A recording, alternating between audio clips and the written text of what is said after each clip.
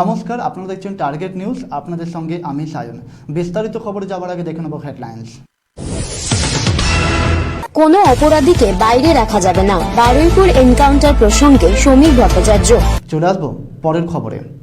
কোনো অপরাধীকে বাইরে রাখা যাবে না, বারুইপুর এনকাউন্টার প্রসঙ্গে সমীর ভট্টাচার্য। সমীর ভট্টাচার্য বারুইপুর এনকাউন্টারকে সমর্থন করে বলেছেন, কোনো অপরাধীকে বাইরে রাখা যাবে না, হয় জেলে অথবা উপরে। প্রশ্ন উঠছে, কে অপরাধী তা ঠিক করবে কে? পুলিশ, মুখ্যমন্ত্রী না আদালত? বারুইপুরে নাবালিকা ধর্ষণ ও খুনের ঘটনায় অন্যতম অভিযুক্তের এনকাউন্টারের ঘটনাকে সমর্থন করে বিজেপির রাজ্য সভাপতি সমীর ভট্টাচার্য স্পষ্ট করে দিলেন, অপরাধীকে রিয়াদ করা হবে না। গত বুধবার তিনি বলেন, কোনো অপরাধী ধর্ষককে ছেড়ে রাখা যাবে না। ভোটের আগে বিজেপি রাজ্যের মহিলাদের সামনে প্রতিশ্রুতি দিয়েছিল, ভয় আউট ভরসা ইন।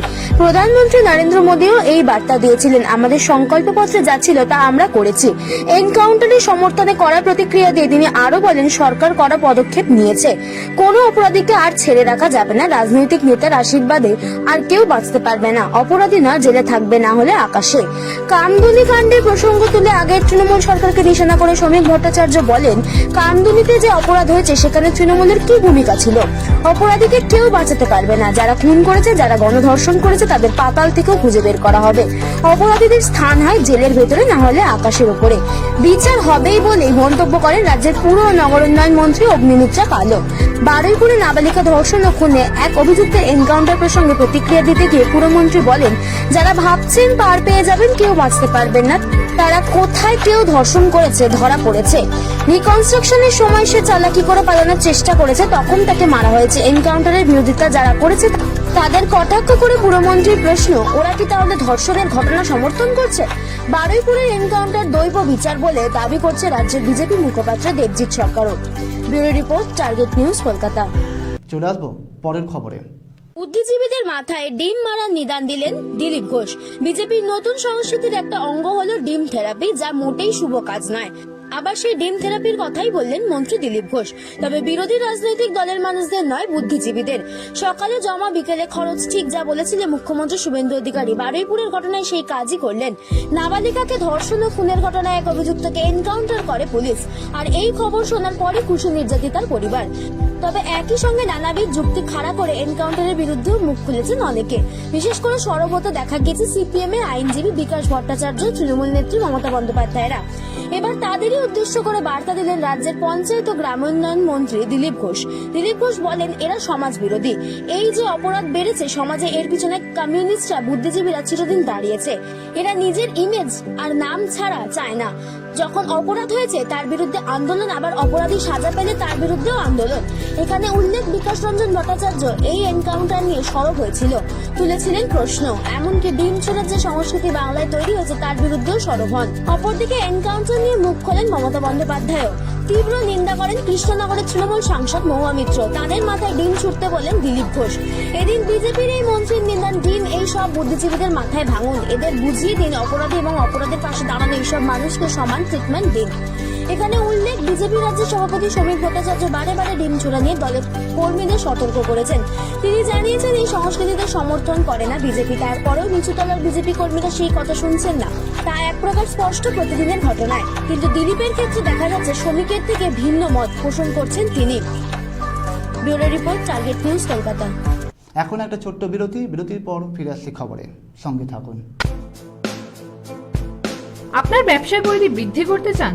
নামমাত্র খরচে বিজ্ঞাপনের জন্য যোগাযোগ করুন আজই 8334034324। বিরতির পর ফিরে এলাম খবরে। চলে আসবো পরের খবরে। বিজ্ঞান তার প্রযুক্তির মাধ্যমে মানুষকে দিয়েছে অভাবনীয় গতি, আর একই সঙ্গে সভ্যতার অগ্রগতিকে করেছে আরো দ্রুততর ও উন্নত। বিজ্ঞান এক সাধনা, বিজ্ঞান এক প্রযুক্তি, আর বিজ্ঞানকে পাথেয় করে প্রযুক্তির সাধনা করে আজ আমরা উন্নতির শিখরে পৌঁছেছি। বিজ্ঞানের নতুন নতুন আবিষ্কারের জাদুকরী স্পর্শে মানব জীবনের সর্বত্র এসেছে এক বিরাট পরিবর্তন।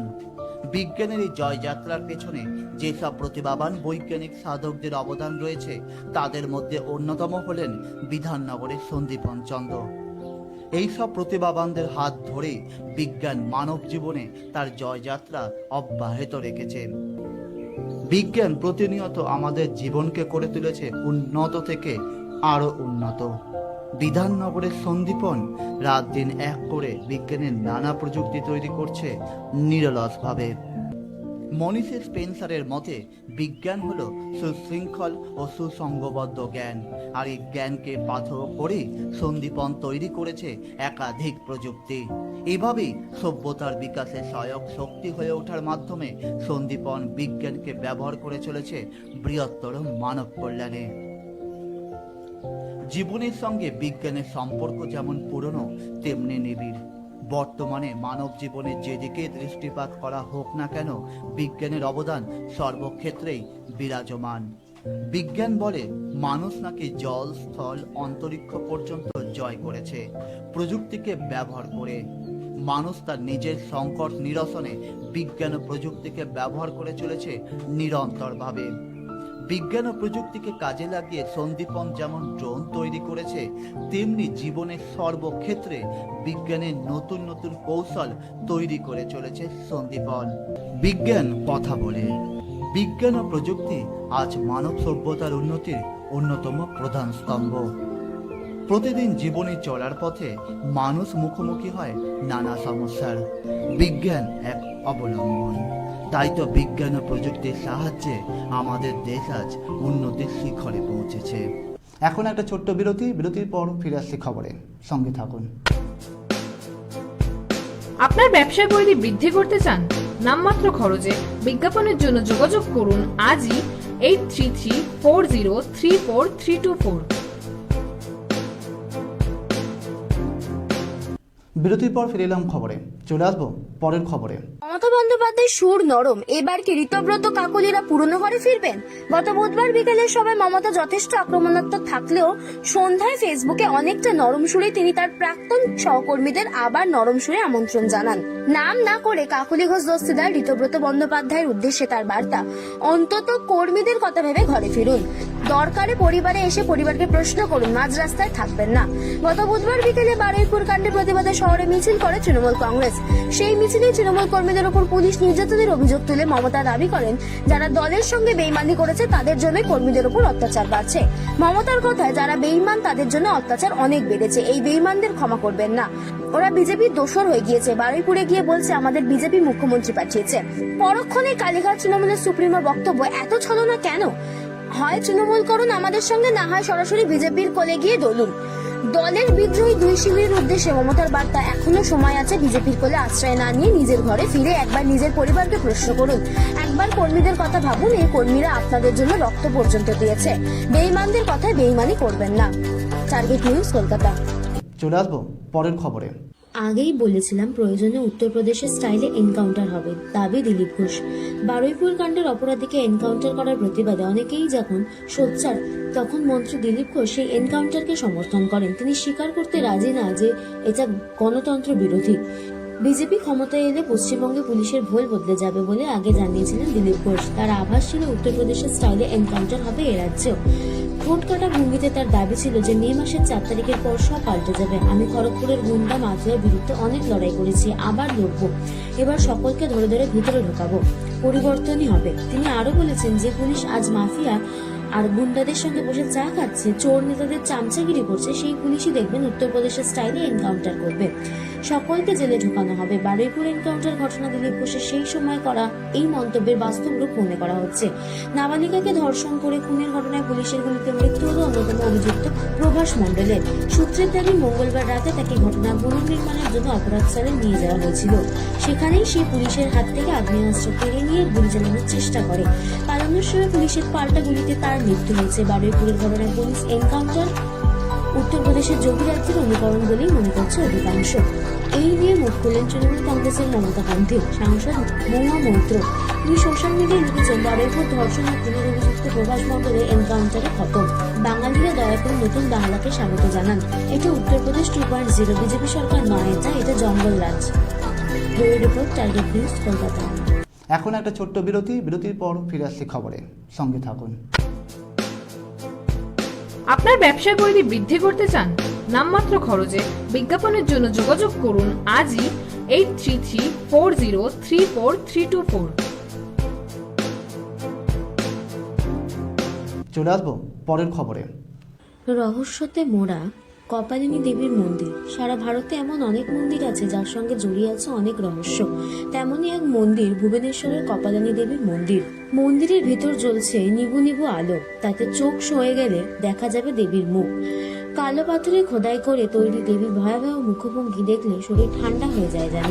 আজকের আলো উজ্জ্বলতার সময় দাঁড়িয়ে এই মন্দিরের দিকে তাকালে মনে হয় যেন পৌঁছানো গিয়েছে শতাব্দী প্রাচীন কোনো এক সময়। আজও এই মন্দিরকে ঢেকে রেখেছে রহস্যের আবরণ। মন্দিরের শহর ভুবনেশ্বরে শত শত প্রাচীন দেবালয়ের ভিড়ে অন্যতম বৈতাল দেউল। অষ্টম শতকে ভৌমকর রাজবংশের শাসককালে নির্মাণ হয়েছিল এই মন্দির। এখানকার অধিষ্ঠাত্রী দেবী চামুন্ডা, এক মরাক্ষেত্র ভুবনেশ্বর অষ্টচণ্ডীর একজন এই দেবী। তবে এখানে তিনি ধরা দেন দেবী কপালিনী নামে। এই মন্দিরের মিল উড়িষ্যার গুরুত্বপূর্ণ শক্তিপীঠগুলোর সঙ্গে থাকলেও আদতে এ এক তান্ত্রিক উপাসনা কেন্দ্র। বৈতাল দেউল কলিঙ্গ স্থাপত্যের বিরল খাকড়া শৈলীর অন্যতম সেরা নিদর্শন হিসেবে পরিচিত। মন্দিরের গর্ভগৃহে বিরাজমান মা কপালিনীর মূর্তি প্রথম দর্শনেই বিস্মিত করে। দেবীকে ভয়ঙ্কর রূপে কল্পনা করা হয়েছে এখানে। তিনি দশভুজা, গলায় ঝুলছে নরমুণ্ড মালা, হাতে ত্রিশূল, তলোয়ার, ধনুক, সর্প, বজ্রসহ নানা অস্ত্র। মৃতদেহের ওপর আসীন দেবী, তার দুই পাশে রয়েছে শৃগাল ও প্যাঁচা।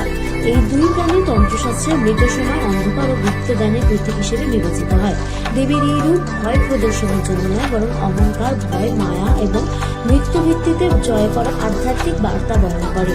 Bureau report, target news, Kolkata. চলে আসবো পরের খবরে। হিমাচল প্রদেশের কাংড়া উপত্যকায় এই মন্দিরের গোপন রহস্য জানেন? হিমাচল প্রদেশের কাংড়া উপত্যকা পাহাড়ের কোণে লুকিয়ে থাকে এ যেন এক অলৌকিক চত্বর। এখানেই রয়েছে মা বজ্রেশ্বরী দেবীর প্রাচীন মন্দির।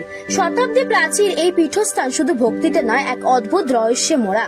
মন্দির চত্বরে রয়েছে ভৈরব বাবার একটি কোষ্ঠী পাথরের মূর্তি, আর সেই মূর্তিকে ঘিরেই আপামর ভক্তের চরম বিস্ময়। দেশ বা রাজ্যের কোনো বড়সড় বিপর্যয় আসার আগে আগাম জানান দেয় এই পাথর। কিভাবে? স্বয়ং ভৈরব বাবার শরীর বেয়ে নাকি নেমে আসে বিন্দু বিন্দু ঘাম। শুনতে রূপকথা মনে হলেও স্থানীয়দের কাছে এটাই পরম সত্য। বজ্রেশ্বরী দেবী মন্দিরে ভৈরব মূর্তিটি নিরেট পাথরের, কিন্তু লোকবিশ্বাস কোনো প্রাকৃতিক দুর্যোগ বা বড় সংকট আসার ঠিক আগেই এই মূর্তির গা বেয়ে ঘাম ঝরতে থাকে। শুধু ঘামই নয়, কখনো কখনো নাকি বাবার চোখ দিয়ে অশ্রুধারাও বয়ে যায়। পাথরের চোখ থেকে জল পড়ার এই দৃশ্য দেখে থমকে যান আধুনিক যুগের যুক্তিবাদীরাও। লাখ লাখ পুণ্যার্থী এই অলৌকিক ঘটনার সাক্ষী। মূর্তির গায়ে ঘামে রেখা থাকলে সতর্ক হয়ে যান মন্দিরের প্রধান পুরোহিত সেবায়িতরা। তারা বোঝেন কোনো এক মহাবিপদ ঘনিয়ে আসছে। অমঙ্গলের মেঘ কাটানোর জন্য তড়িঘড়ি শুরু হয়ে যায় বিশেষ পুজো ও গোপন অনুষ্ঠান। ভৈরব বাবার বিপদ থেকে দেশকে রক্ষা করতে চলে আকুল প্রার্থনা। 1905 সালে এই সেই অভিশপ্ত ভূমিকম্প। ইতিহাসের পাতায় এর এক অকাট্য প্রমাণ মেলে। 1905 সালে কাংড়ায় এক বিধ্বংসী ভূমিকম্প হয়েছিল। প্রবীণদের মুখে মুখে ফেরে সেই কাহিনী। ভূমিকম্পের ঠিক কয়েকদিন আগে থেকেই নাকি ভৈরব মূর্তিতে অবিরল ঘেমে চলেছিল। সেই সময় সাধারণত মানুষ এই ইশারা বুঝতে পারেনি, তাই তারপরেই নামে সেই ভয়াবহ বিপর্যয়। সেই থেকেই আজ পর্যন্ত মূর্তির গায়ে জলের বিন্দু দেখলেই প্রশাসন থেকে আমজনতা সবাই চটজলদি সতর্ক হয়ে যান। Target news, Kolkata. চলে আসবো পরের খবরে। ঐতিহ্যের শহর তিলোত্তমা কলকাতা, আর এই কলকাতাকে ঘিরে রয়েছে হাজারো ইতিহাসের পুরাণ কথা।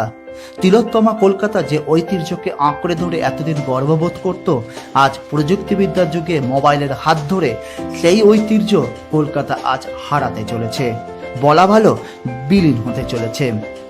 ঘোড়াগাড়ি, যা কলকাতার পুরনো ঐতিহ্যের বহু সাক্ষ্য বহন করে, কিন্তু আজ কালো ধোঁয়া আর হর্নের আওয়াজে শহরের রাজপথ থেকে ধীরে ধীরে হারিয়ে যেতে বসেছে ঘোড়ার খুঁড়ের শব্দ, যার জেরে পেটের ভাত হারাতে বসেছেন ঘোড়াগাড়ির মালিকরা।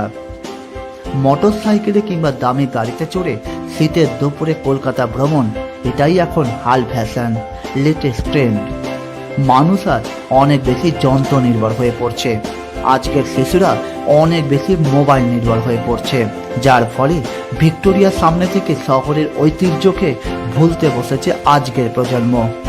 ফলে কলকাতা হারাতে চলেছে তার চিরন্তন ঐতিহ্যের অন্যতম স্তম্ভকে। সায়নের রিপোর্ট, টার্গেট নিউজ, কলকাতা। আজকের মতো খবর এখানেই শেষ করলাম। আপনারা দেখতে থাকুন টার্গেট নিউজ।